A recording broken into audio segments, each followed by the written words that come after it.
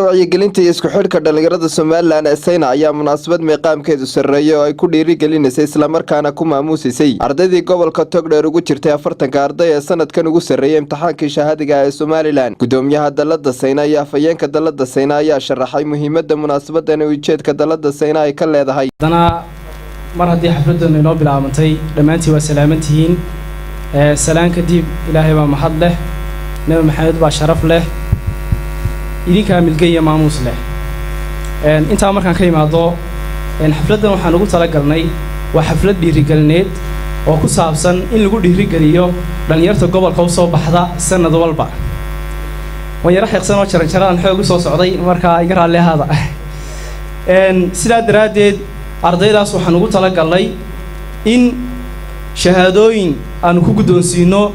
si ay dhiirigelin iyo motivation ugu noqoto runtii shahaado yar oo la guddoonsiyo wax weyn ma aha laakiin in kaalinta ay galeen iyo ay taagan maanta loo muujiyo in la garab taagan yahay in hiiliyo hooba ay dhalinyartooda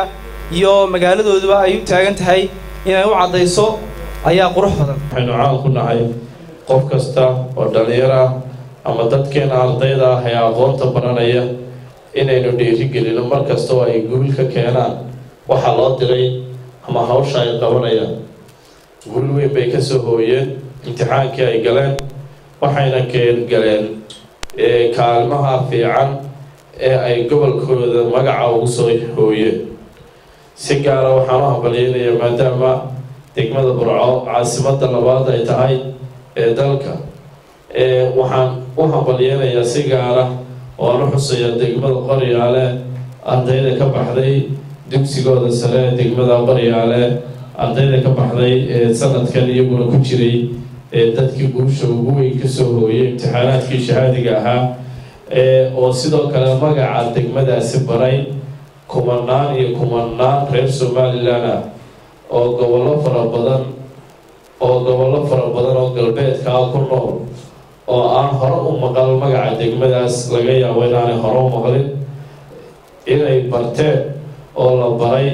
oo ay idinku sabab u haydeen inay dadkaasi bartaan magaca degmadiina Qoryaale iyo inay degmada ku nool yihiin dad aqoon-yahana oo runtii aad iyo aad waxbarashadooda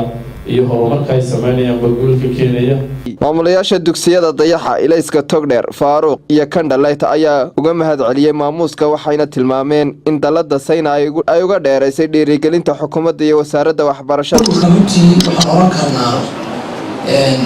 door muhiim ah iyo horumarka dhalinyarada iyo horumarka gobolka u qaata arrinkan caawa qabteen runtii waa arrin aad iyo aad u weyn runtii qofka guul gaadho oo la yiraahdo waa mahadsan tahay oo meel la isugu keeno oo dadkii guusha gaadhay la isugu keeno oo iyagii la isbaro oo dadkii kale la iska baro runtii wax aad iyo aad u weyn ardaydani gobolka Togdheer magac weyn bay soo hooyeen.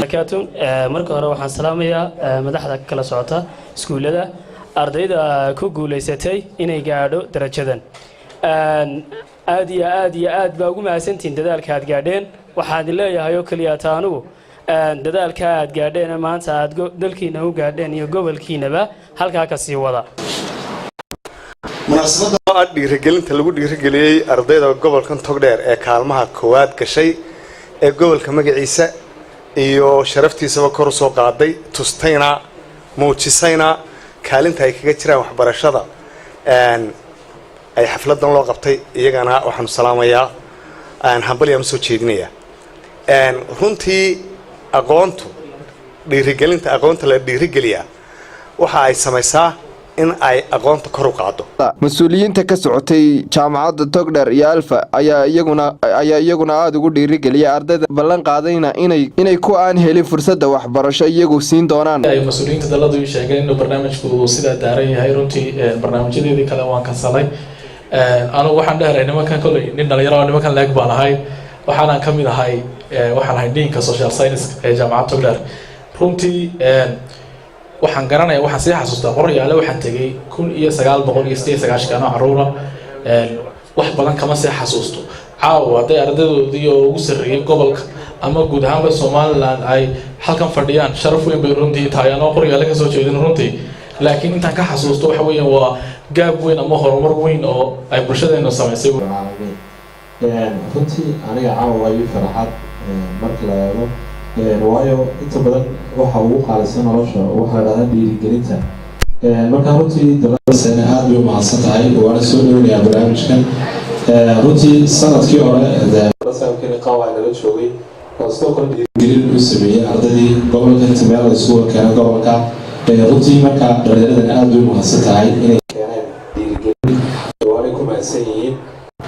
qofkan inta badan markuu dadaal sameeyo waxa fiican in la maamuso isla markaasna dadka laga dhex saaro oo maamus ahaan loo sameeyo aad baan u salaamayaa maamulayaasha iskuulada halkan isugu yimi sidoo kale jaamacadaha iyo dhalinyarada halkan isugu timiba runtii ka gobol ahaan dadaal dheeraada ayaa jira xagga waxbarashada hadday noqoto jaamacadaha iyo hadday noqoto sekandariyadaba taasoo gobolku berigii hore uu ku dambeeyey gobolada laakiin alxamdulilaahi iminka kor ayuu garaafku usoo kacaya xagga waxbarashada